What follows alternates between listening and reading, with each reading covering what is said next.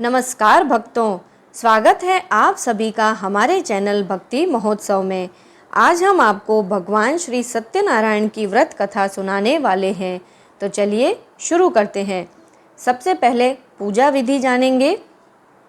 श्री सत्यनारायण की व्रत कथा के लिए पूर्णिमा व संक्रांति के दिन स्नान आदि से निवृत्त होकर पूजा गृह में आसन पर बैठकर श्री गणेश, गौरी, वरुण, विष्णु आदि समस्त देवताओं का स्मरण करके पूजन करें कि मैं सदैव श्री सत्यनारायण की आराधना तथा कथा श्रवण करूँगा।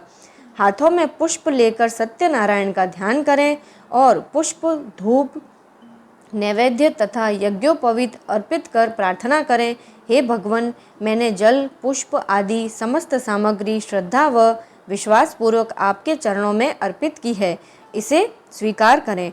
आपको बारंबार प्रणाम है। व्रत कथा की पूजा सामग्री: केले का तना, आम के पत्ते, कलश, धूप, रोली, कपूर, दीपक, श्रीफल, पुष्पहार, गुलाब के फूल, पंचरत्न, पंचपल्लव, चावल, तुलसी के पत्ते, मौसम के फल, पंचामृत जिसमें दूध, घी, शहद, शक्कर और दही मिलाएं, नैवेद्य, कलावा, यज्ञोपवीत यानी कि जनेऊ और अंग वस्त्र और चौकी लेवें। इसके बाद श्री सत्यनारायण की कथा पढ़ें या फिर श्रवण करें। श्री सत्यनारायण व्रत कथा, पहला अध्याय। एक समय नैमिषारण्य तीर्थ में शौनक आदि 88,000 ऋषि पुराण वेता इकट्ठे हुए थे। वे सब मिलकर सूत जी से पूछने लगे, जिस व्रत अथवा तप से अपना अभीष्ट फल प्राप्त हो उसको हमारी सुनने की इच्छा है। हे महर्षि, ऐसा कोई शीघ्र ही फलने वाला व्रत हो तो आप हमसे कहिए। सूत जी बोले, एक समय नारद जी ने इसी प्रकार लक्ष्मीपति श्री विष्णु भगवान से पूछा था। विष्णु भगवान ने देवर्षि नारद से जिस प्रकार कहा था उसे तुम मन लगाकर एक चित्त से सुनिए। एक समय नारद जी ने दूसरों की भलाई करने की इच्छा से अनेकानेक लोकों में घूमते हुए मृत्यु लोक में आगमन किया। यहाँ आकर अनेक योनियों में उत्पन्न हुए समस्त मनुष्यों को तरह तरह के कलेशों से युक्त और कार्यों से दुखी देखकर बहुत ही दुखी हुए और सोचने लगे कि इन प्राणियों का दुख ठीक ठीक किस प्रकार से नाश हो सकेगा, और विष्णु लोक में गए। यहाँ श्वेत वर्म और 4 भुजाओं वाले देवों के ईश नारायण का, जिनके हाथों में शंख, चक्र, गदा और पद्म थे तथा वनमाला पहने हुए थे, भगवान विष्णु को देखकर स्तुति करने लगे। नारद जी बोले, हे भगवान, आप अत्यंत शक्ति से संपन्न हैं। मन तथा वाणी को भी कोई भी आपको नहीं पा सकता। आपका आदि, मध्य और अंत नहीं है। निर्गुण स्वरूप होते हुए भी अनंत गुणों से युक्त हैं। संपूर्ण सृष्टि के आदिभूत और भक्तों के दुखों को नष्ट करने वाले हैं। आपके लिए मेरा नमस्कार है। नारद जी की विनती सुनकर भगवान विष्णु ने दर्शन दिए और बोले, हे मुनि, आपके मन में क्या है वह सब अपना मनोरथ तुम मुझसे कहो, उन सब का मैं उत्तर दूंगा।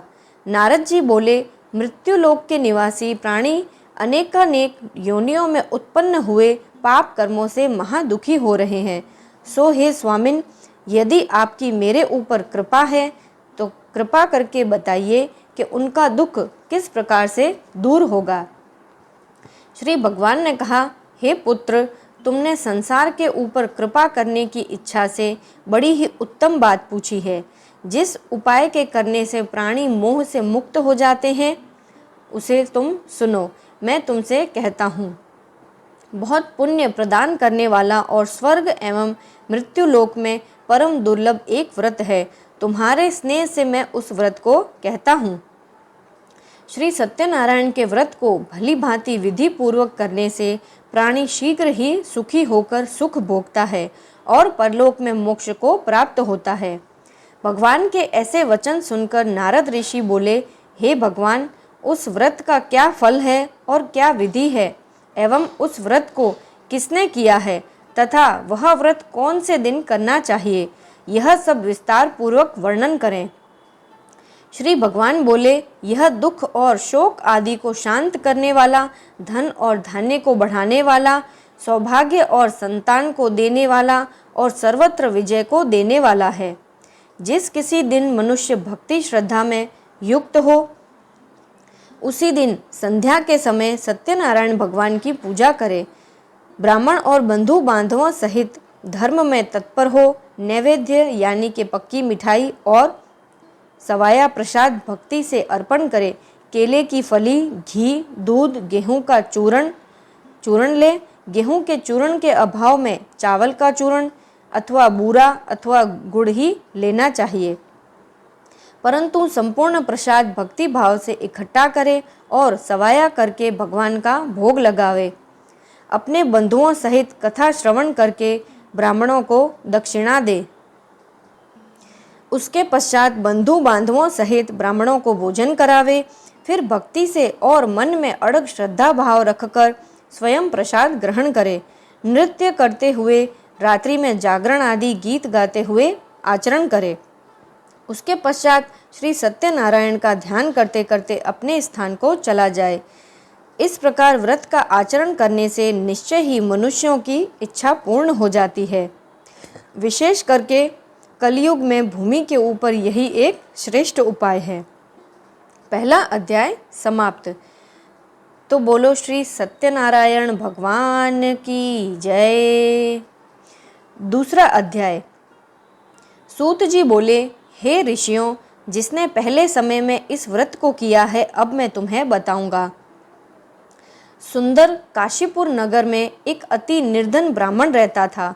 वह भूख और प्यास से बेचैन हुआ नित्य ही पृथ्वी पर घुमा करता था। ब्राह्मण से प्रेम करने वाले भगवान ने ब्राह्मण को दुखी देखकर बूढ़े ब्राह्मण का रूप धरकर उसके पास जाकर आदर के साथ पूछा, हे विप्र, नित्य दुखी होकर क्यों पृथ्वी पर घूमते हो? हे श्रेष्ठ ब्राह्मण, यह सब मुझको कहो, मैं सुनना चाहता हूँ। ब्राह्मण बोला, मैं बहुत ही निर्धन ब्राह्मण हूँ, भिक्षा के लिए पृथ्वी पर निकला हूँ। हे भगवान, यदि आप इसका उपाय जानते हैं तो कृपा करके कहें। वृद्ध ब्राह्मण बोला, सत्यनारायण भगवान मन चाहे फल को देने वाले हैं, इसलिए हे ब्राह्मण, तुम उनका पूजन और व्रत करो, जिसके करने से मनुष्य दुखों से मुक्त हो जाता है। ब्राह्मण को इस व्रत का सारा विधान बतलाकर बूढ़े ब्राह्मण का रूप धारण करने वाले सत्यनारायण भगवान वहीं पर अंतर्ध्यान हो गए। जिस व्रत को वृद्ध ब्राह्मण ने बतलाया है, मैं उसको अवश्य करूँगा। यह निश्चय करके उस ब्राह्मण को नींद नहीं आई। अब सवेरे जल्दी से उठकर सत्यनारायण के व्रत का निश्चय करके ब्राह्मण भिक्षा के लिए निकला। उस दिन ब्राह्मण को भिक्षा में बहुत सारा धन मिला, जिससे बंधु बांधवों के साथ उसने सत्यनारायण का व्रत किया। इस व्रत के प्रभाव से वह सब दुखों से छूटकर अनेक प्रकार की संपत्तियों से युक्त हुआ। उस समय से तो वह ब्राह्मण प्रति मास इस व्रत को करता। इस तरह से सत्यनारायण भगवान के इस व्रत को करके वह ब्राह्मण सब पापों से छूटकर मोक्ष को प्राप्त हुआ। आगे भी पृथ्वी पर जो सत्यनारायण का व्रत करेगा तो वह मनुष्य सब पापों से छूट जाएगा। इस तरह नारद मुनि से नारायण का कहना हुआ। इस तरह नारद मुनि से नारायण का कहा हुआ व्रत मैंने तुम सबको कहा। हे विप्र, अब क्या कहूँ? ऋषि बोले, हे मुनि, संसार में उस ब्राह्मण से सुनकर किस किस ने इस व्रत को किया है, हम सब यह सुनना चाहते हैं। वह कल्याणकारी बात सुनने की हमारे हृदय में बड़ी ही श्रद्धा है। सूत जी बोले, हे मुनियों, जिसने इस व्रत को किया है वह तुम सुनो। एक समय वह ब्राह्मण धन और ऐश्वर्य के अनुसार बंधु बांधवों के साथ व्रत करने के लिए उद्यत हुआ। उसी समय एक लकड़ी बेचने वाला वहां आया और बाहर लकड़ियों को रखकर ब्राह्मण के घर गया। प्यास से दुखी लकड़हारे ने ब्राह्मण को व्रत करते हुए देखा और ब्राह्मण को नमस्कार कर बोला कि आप यह किसकी पूजन विधि कर रहे हैं और इसके करने से क्या लाभ मिलता है, यह विस्तार से कहें। ब्राह्मण बोला, कि यह सब मनोकामनाओं को पूर्ण करने वाला सत्यनारायण भगवान का व्रत है। उसी की कृपा से मेरे यहाँ धन धान्य की वृद्धि हुई है। उससे इस व्रत के विषय में सब पूजन विधि जानकर लकड़हारा बहुत ही प्रसन्न हुआ और प्रसाद खाकर जल पीकर घर चला गया।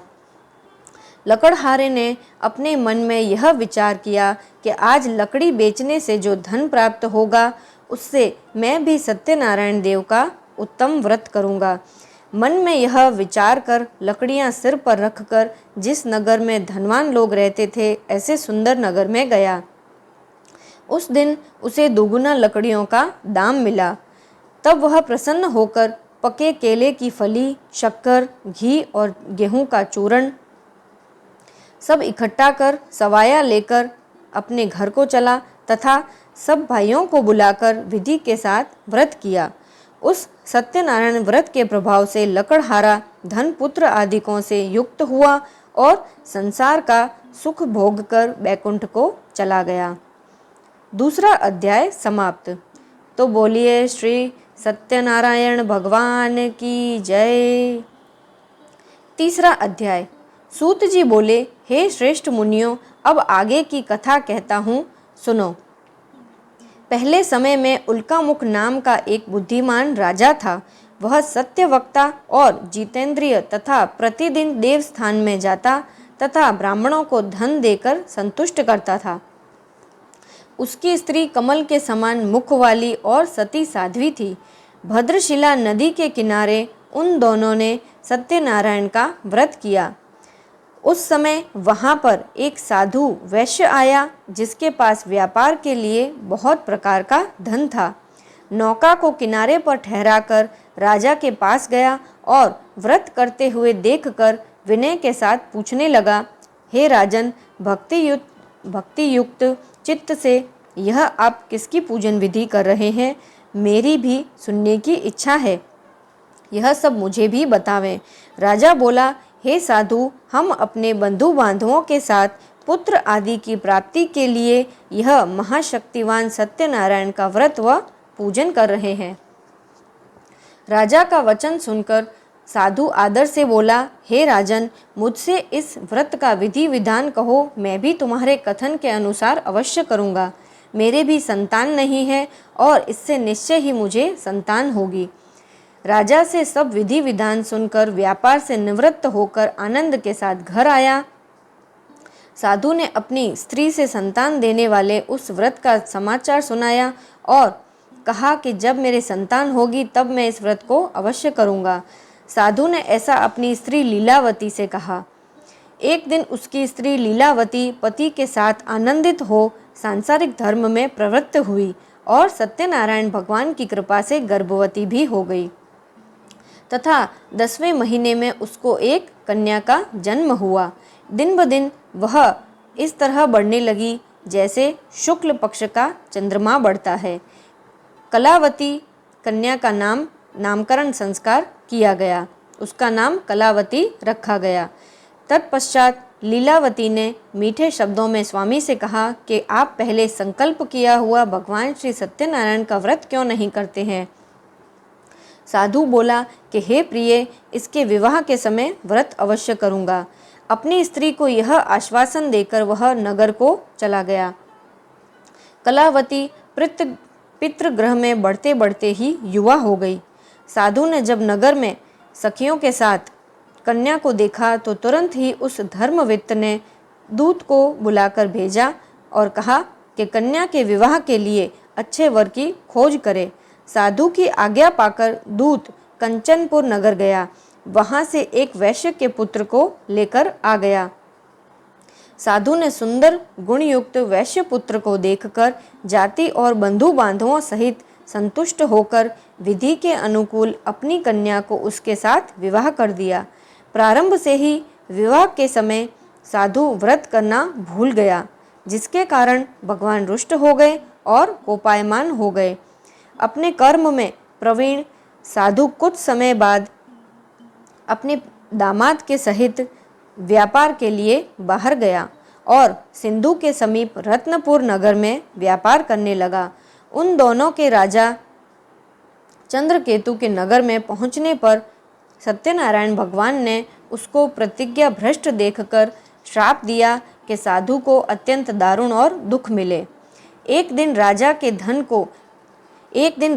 धन को लेकर चोर वहीं पर आए जहां पर ये दोनों ठहरे हुए थे। पीछे से राजा के दूतों को दौड़ते हुए आते देखकर भयभीत होकर माल वहीं पर छोड़कर छिप गए। राजा के दूत साधु वैश्य के पास पहुंचे तो वहां राजा के धन को रखा देखकर उन दोनों वैश्यों को ले गए। प्रसन्नता से दौड़ते हुए राजा के समीप जाकर बोले, ये 2 चोर हम लाए हैं, आप देखकर आज्ञा दें। राजा की आज्ञा पाकर उनको तुरंत दृढ़ता से बांधकर महाकारागार में बिना विचारे डाल दिया गया। सत्यनारायण भगवान की माया से वशीभूत होकर किसी ने उनका कहना नहीं सुना और उन दोनों का धन भी राजा चंद्रकेतु ने ग्रहण कर लिया। उसी शाप के द्वारा उनकी स्त्री भी घर पर बहुत ही दुखी हुई और घर पर जो भी धन था वह चोरों ने चुरा लिया। शारीरिक और मानसिक पीड़ाओं से तथा भूख प्यास से अति दुखित होकर अन्न की चिंता में घर घर भिखारिन की माफिक भटकने लगी। एक दिन कन्या भूख से पीड़ित हुई ब्राह्मण के घर गई।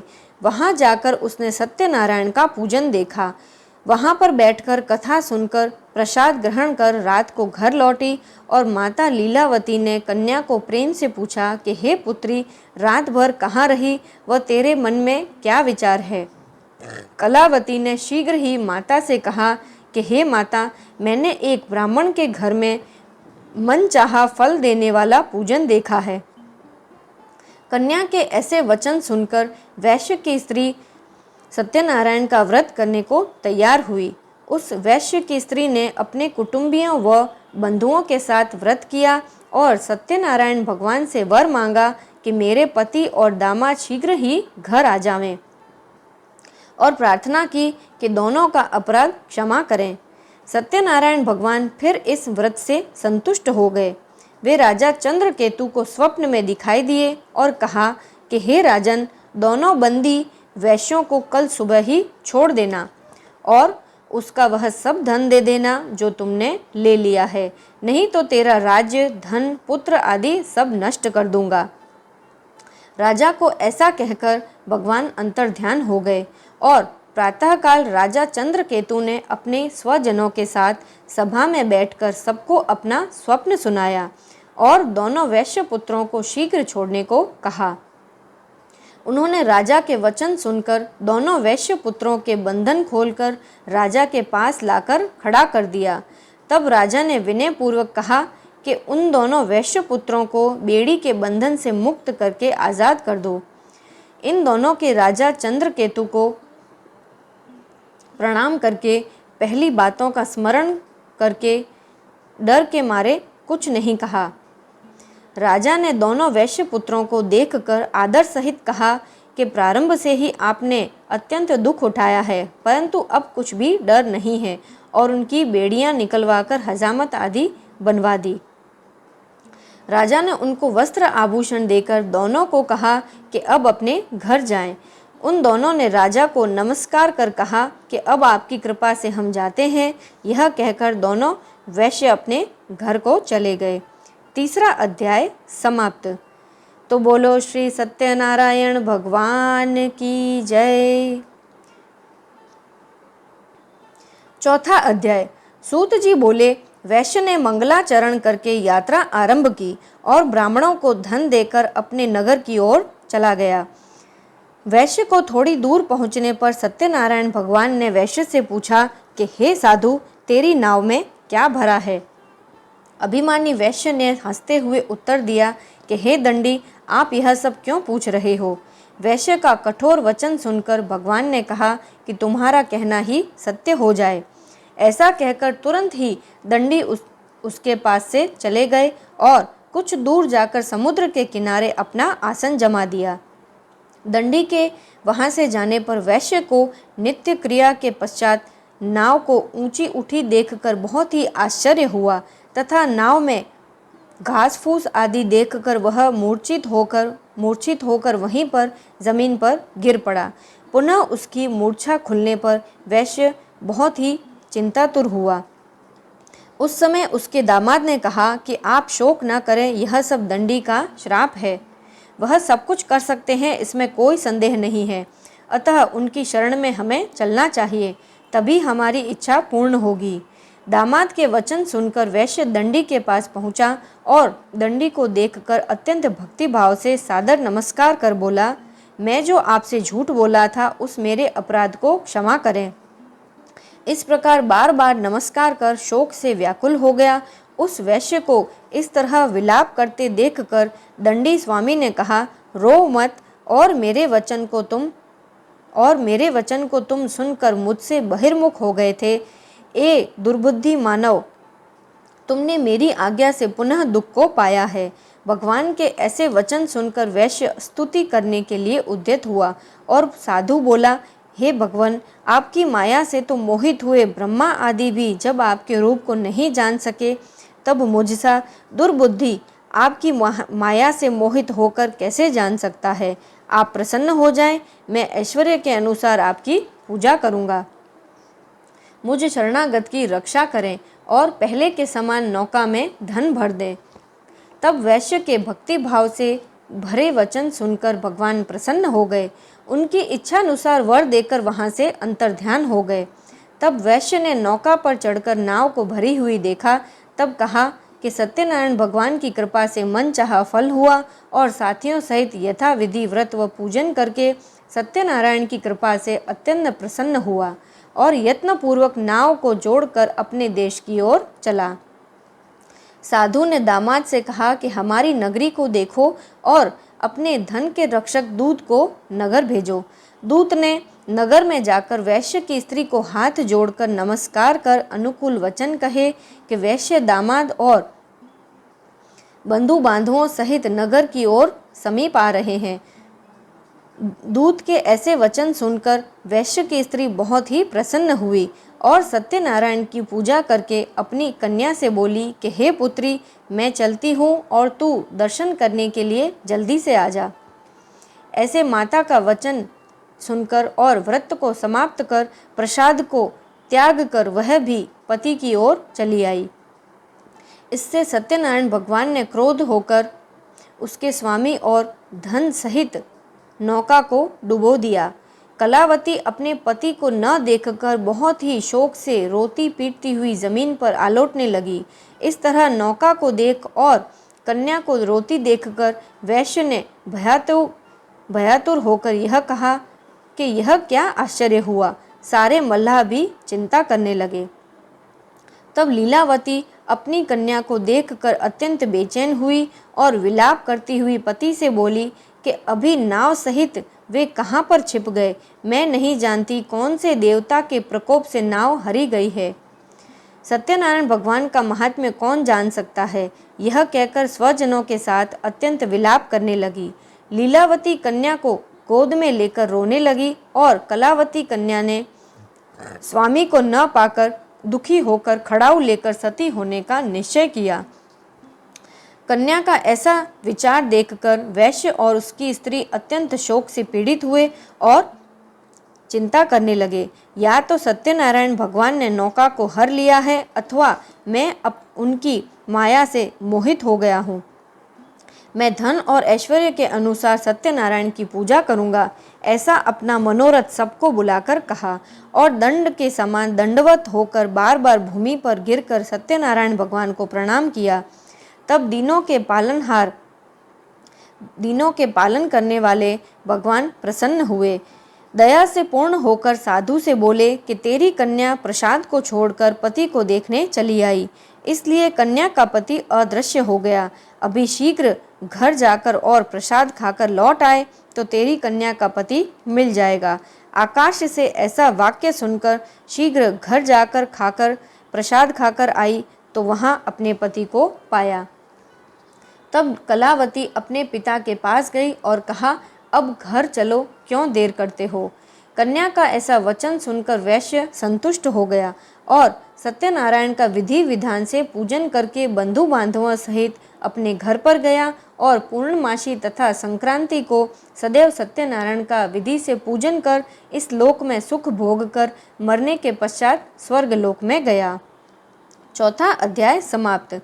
तो बोलो श्री सत्यनारायण भगवान की जय। पांचवा अध्याय। सूत जी बोले, हे ऋषियों, अब मैं कहता हूँ, सुनो। प्रजा पालन में लीन तुंगध्वज नाम का एक राजा था।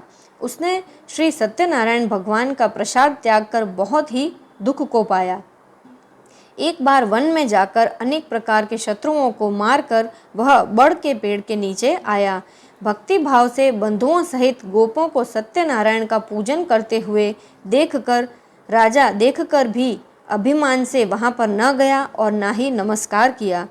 तब सब गोपों ने सत्यनारायण का प्रसाद राजा के समीप रखकर पुनः अपनी इच्छानुसार प्रसाद को खाया। वह राजा प्रसाद को त्याग कर बहुत ही दुख को पहुंचा। उसके 100 पुत्र तथा धन धान्य आदि सब नष्ट हो गए। सत्यनारायण भगवान ने यह सब किया है, ऐसा मेरा विश्वास है। इसलिए वहाँ जाता हूँ जहाँ भगवान का पूजन होता है। ऐसा मन में विचार करके वह गोपों के समीप गया। तब उसने भक्तिभाव और श्रद्धा से सत्यनारायण भगवान का विधि पूर्वक पूजन किया। वह राजा सत्यदेव की कृपा से धन पुत्र आदिकों से युक्त हुआ तथा संसार में सुख भोग कर मरने पर सत्यलोक में गया। जो मनुष्य इस परम दुर्लभ सत्यनारायण का व्रत करता है और भक्ति भाव से फलदायिनी कथा को सुनता है, भगवान की कृपा से उसको धन ऐश्वर्य प्राप्त होता है, निर्धन धन को पाता है तथा बंदी बंधन से छूट जाता है। भयभीत भय से मुक्त हो जाते हैं, इसमें कोई संदेह नहीं है। मन चाहा फल भोग कर अंत में सत्य लोक को पाते हैं। हे विप्रो, यह आपको सत्यनारायण का व्रत कहा, जिसको करके मनुष्य सब दुखों से छूट जाता है। विशेषकर कलियुग में सत्यनारायण की पूजा फलदायिनी है। भगवान को कोई काल, कोई सत्य, कोई ईश, कोई सत्यनारायण और कोई सत्यदेव भी कहते हैं। वे अनेक रूप धारण करके सबकी इच्छाओं को पूर्ण करते हैं। कलियुग में विष्णु से धारण किया हुआ सत्यनारायण का व्रत रूपी सनातन रूप इस सब इच्छित फलों को देने वाला होगा। हे ऋषियों, इसको नित्य पढ़ता व सुनता है। जो इसको नित्य पढ़ता व सुनता है, सत्यनारायण की कृपा से उसके सब पाप नष्ट हो जाते हैं। जिन्होंने पहले सत्यनारायण का व्रत किया है, हे मुनीश्वरों, उनके अगले जन्मों को कहता हूँ। बुद्धिमान शतानंद ने सुदामा का जन्म लिया। उसने उस जन्म में श्री कृष्ण का ध्यान कर मोक्ष को पाया। लकड़हारा भील ग्रहराज हुआ, जो उस जन्म में राम की सेवा कर मोक्ष को प्राप्त हुआ। उल्कामुख नाम का राजा दशरथ हुए। वह भी रंगनाथ जी की पूजा और सेवा करके बैकुंठ को प्राप्त हुए थे। धर्मात्मा सत्य प्रतिज्ञ साधु मोरध्वज बना, जिसने अपने पुत्र को आरे से आधा चीरकर और भगवान को देकर मोक्ष को प्राप्त किया। महाराज तुंगध्वज स्वयंभाऊ मनु हुए, जिन्होंने भगवान के सब भक्ति युक्त कर्म कर बैकुंठ को प्राप्त किया। पांचवा अध्याय समाप्त। तो बोलो श्री सत्यनारायण भगवान की जय। श्री सत्यनारायण जी की आरती। कथा समाप्त होने पर हमें आरती जरूर से करनी चाहिए। जय लक्ष्मी रमणा, श्री जय लक्ष्मी रमणा, सत्यनारायण स्वामी जन पातक हरणा। रत्न जड़ित सिंहासन अद्भुत छवि राजे, नारद करत निराजन घंटा ध्वनि बाजे। प्रकट भले कली कारण द्विज को दर्श दियो, बूढ़ा ब्राह्मण बनकर कंचल महल कियो। दुर्बल मील कराला जिन पर कृपा करी, चंद्रचूड़ एक राजा जिनकी विपत्ति हरी। वैश्य मनोहरत पायो श्रद्धा तज दीन्ही, सो फल भोग्यो प्रभु जी फेर स्तुति कीन्ही। भाव भक्ति के कारण क्षण क्षण रूप धरो, श्रद्धा धारण कीन्ही तिनको काज सरो। ग्वाल बाल संग राजा बन में भक्ति करी, मन वांछित फल दीना दीन दयाल हरि। चढ़द प्रसाद सवाया कदली फल मेवा, धूप दीप तुलसी से राजी सत्य देवा। श्री सत्यनारायण जी की आरती जो कोई गावे, कहत शिवानंद स्वामी मन वांछित फल पावे। जय लक्ष्मी रमणा, श्री जय लक्ष्मी रमणा, सत्यनारायण स्वामी जनपातक हरणा। बोलो श्री सत्यनारायण भगवान की जय। तो भक्तों, आशा करते हैं आज की यह श्री सत्यनारायण भगवान की व्रत की कथा सुनकर आपको बहुत ही आनंद आया होगा। ऐसी ही और कहानियाँ सुनने के लिए हमारे साथ हमारे चैनल पर जुड़े रहें और हमारे चैनल को लाइक, शेयर और सब्सक्राइब ज़रूर से करें।